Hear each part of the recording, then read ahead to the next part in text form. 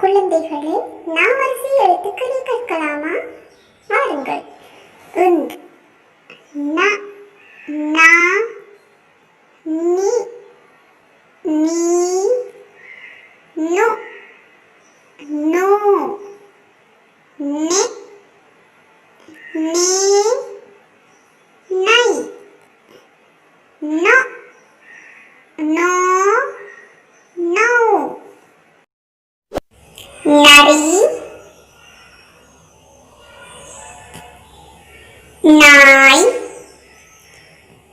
நிலா, நீலி, நுங்கு, நூல், நெருப்பு, நேரம், நன்னதி, நொச்சி இலை, நோயாளி,